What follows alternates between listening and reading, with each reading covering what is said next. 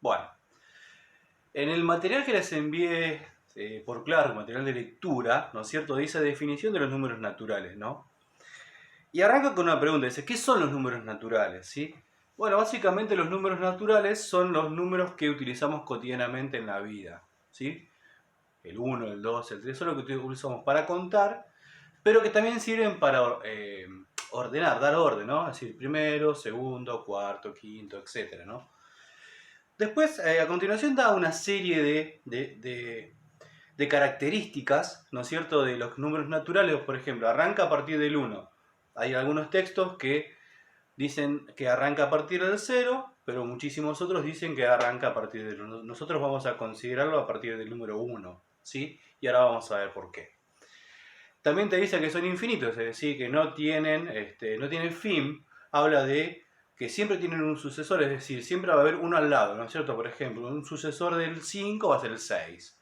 Un sucesor del 20 va a ser el 21. Es decir, una vez cuando yo voy contando, ¿sí? Siempre voy a encontrar otro número natural. Y lo primordial que yo tengo que saber de este conjunto numérico son dos características. Primero que los números naturales se representan con la letra n. Cuando uno ve en el pizarrón una n, significa números naturales, ¿sí?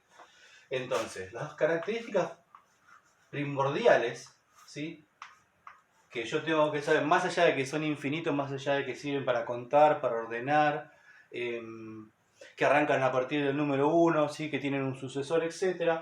Hay dos características primordiales, ¿sí?, que sobresalen sobre todas estas que yo mencioné. La primera, que son enteros. Son enteros. Y la segunda, que son positivos, ¿sí? En el texto que yo les envié menciona la diferenciación de números enteros, ¿sí? ¿Qué pasa? A ver, ¿qué sucede con esto? En una recta numérica, ¿sí?, el 0 divide, ¿sí?, dos escalas, una parte positiva y otra parte negativa. Por eso no se sabe qué es, si es natural o no es natural. Sí, por eso los textos generalmente dicen, bueno, nosotros arrancamos a partir del 1 por este tema, ¿no? Porque el 0 divide, ¿no es cierto? Es como cuando uno toma un ascensor, ¿no?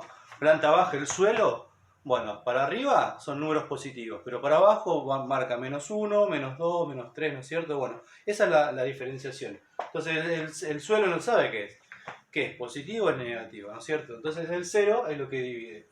Nosotros generalmente en esta etapa del año vamos a trabajar con los números que se encuentran del 0 hacia la derecha, ¿sí?, que son los naturales, ¿sí?, y que tienen estas características, que son enteros, es decir, son números que no tienen coma, ¿sí?, que no tienen coma, y además son positivos. Tengan en cuenta que del 0 a la izquierda también existen números, ¿sí?, también existen números que son los números negativos, ¿no? Acá están los positivos y enteros. Pero acá también tenemos números negativos y enteros. Por ejemplo, el -3 no tiene coma, pero es negativo. Por lo tanto, deja de ser natural, ¿sí? Deja de ser natural. Nosotros la encontramos entonces a partir del 1, el 2, etc. No vamos para adelante. Y todo este conjunto que abarca los números positivos y negativos, se llaman enteros, ¿sí? Enteros. ¿Sí? Particularmente, bueno, se diferencia de los naturales que nosotros son los enteros positivos. Vamos a trabajar solamente con los enteros positivos, ¿sí? Así que bueno, esta es la primera partecita importante a entender, ¿sí? A entender. Ahora les voy a enviar otro video cortito,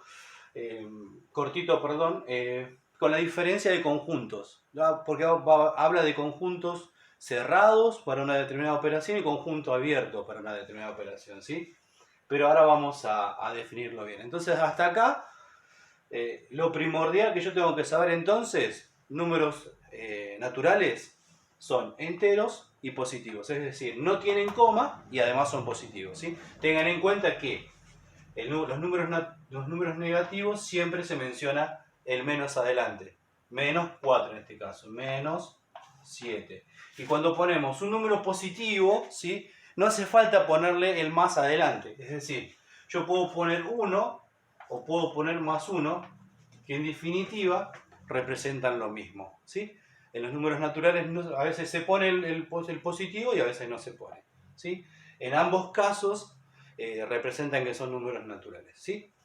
Bueno, ahí les envío el otro video cortito, así no se llenan las memorias.